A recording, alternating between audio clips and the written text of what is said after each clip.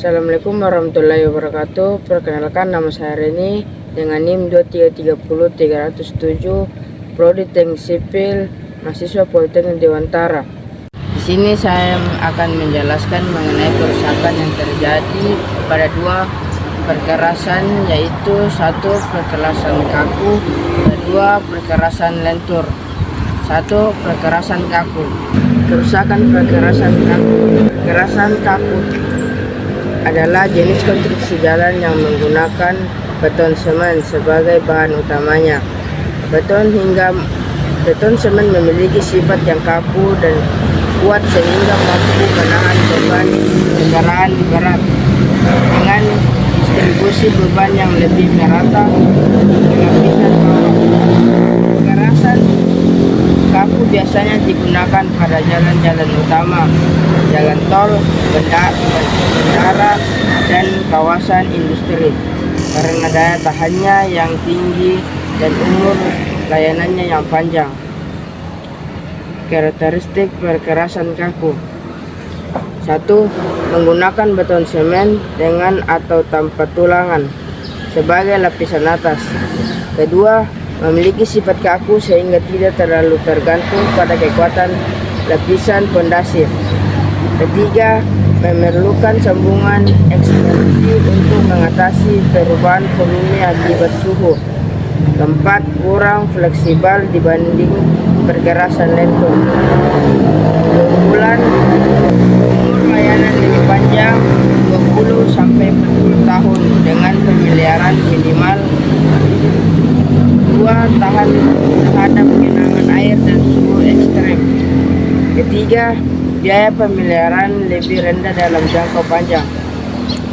Kekurangan: 1. Biaya konstruksi awal tinggi. 2. Proses perbaikan lebih rumit jika terjadi kerusakan.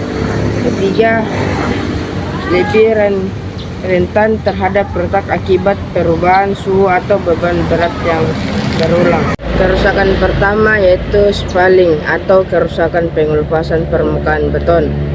Kerusakan ini ditandai dengan hilangnya lapisan atas beton sehingga agregat di bawahnya terlihat. Penyebab kerusakannya: 1. Kualitas beton yang tidak memadai. Menggunakan campuran beton yang tidak sesuai spesifikasi, misalnya kekurangan semen atau air terlalu banyak. 2. Efek lingkungan. Paparan air, perubahan suhu yang ekstrem atau siklus pembekuan pencairan pada daerah dingin dapat menyebabkan kerusakan permukaan. 3. Beban berlebihan. Beban kendaraan yang melebihi kapasitas desain perkerasan. 4. Usia perkerasan. Beton yang sudah cenderung mengalami kelelahan material sehingga lapisan atasnya mudah terkelupas. 5. Proses pembuatan yang kurang tepat. Kesalahan dalam curing proses pengeringan beton sehingga permukaan menjadi lebih kuat. Cara mengatasi kerusakan: 1. Perbaikan lokal atau patching. 2. Overlay beton. 3. Penggunaan selain. 4. Peningkatan kualitas perawatan. Kerusakan kedua yaitu retak pada permukaan beton atau sering disebut cracking. Retak ini bisa berupa retak halus atau retak yang lebih besar. Jenis retak: 1. Retak akibat penyusutan. Retak ini terjadi karena beton mengalami penyusutan selama proses pengerasan atau curing yang tidak sempurna, terutama jika kadar air terlebih tinggi dalam campuran beton. Kedua, retak fatigue. Retak ini muncul akibat siklus beban berubah dari kendaraan berat yang melebihi daya dukung beton. Ketiga, retak struktural. Retak ini terjadi jika tanah dasar atau lapisan fondasi di bawah beton tidak stabil atau mengalami penurunan, penyebab kerusakan. Kualitas beton yang memadai. Kedua, curing yang tidak tepat. Ketiga, beban berlebih. Empat, pergerakan tanah dasar. Kelima, sambungan yang tidak memadai.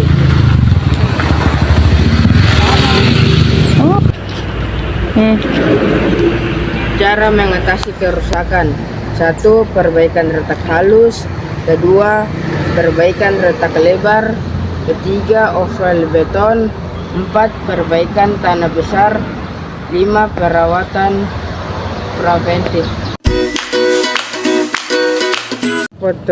Potholes atau berlubang. Penurunan berbentuk cengkungan dari permukaan perkerasan sampai seluruh perlapisan hot mix sampai ke bas korsernya, umumnya mempunyai sisi yang tajam dan vertikal. Dekat sisi dari lubang biasanya terjadi pada jalan yang mempunyai hot mix yang tipis 25-50 mm dan jarang terjadi pada jalan hot mix yang tebal 100 mm.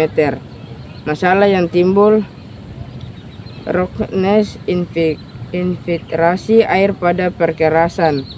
Penyebab kemungkinan umumnya lubang merupakan hasil dari retak buaya berlanjut akibat lalu lintas terlepasnya bagian retak menjadi lubang. Perbaikan dengan penambalan.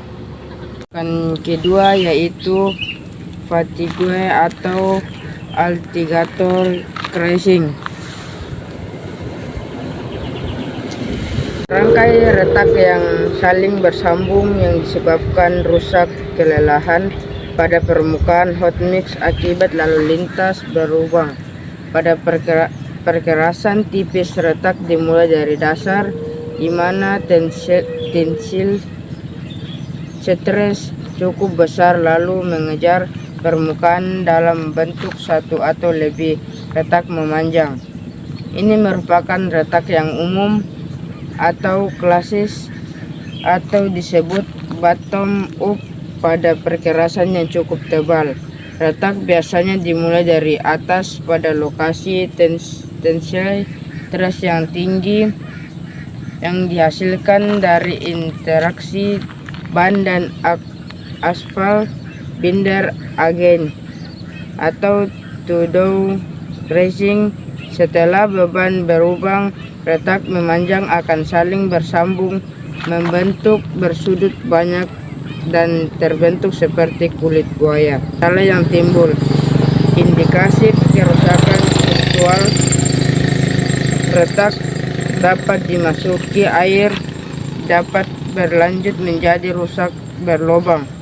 Penyebab yang mungkin: tidak cukup menanggung struktur yang dapat disebabkan hal-hal berikut. A. Menurunnya karakteristik menanggung beban pada bas subbase akibat drainase yang buruk atau kualitas bas yang mengandung clay. B. Stripping pada dasar hot mix.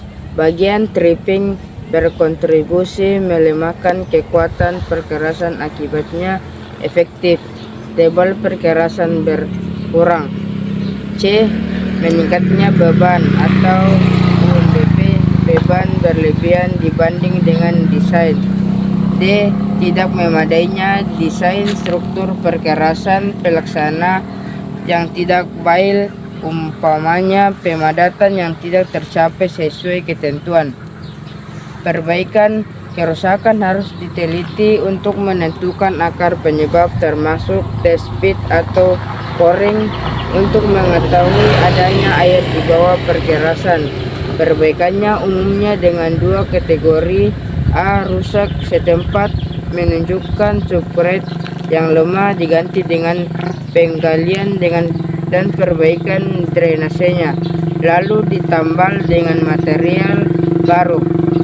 B. Retak yang luas menunjukkan kerusakan struktur secara umum. Lakukan overlay yang cukup kuat untuk menanggung beban yang ada. Dari saya kurang lebih mau dimaafkan. Wabillahi taufiq wal hidayah. Wassalamualaikum warahmatullahi wabarakatuh.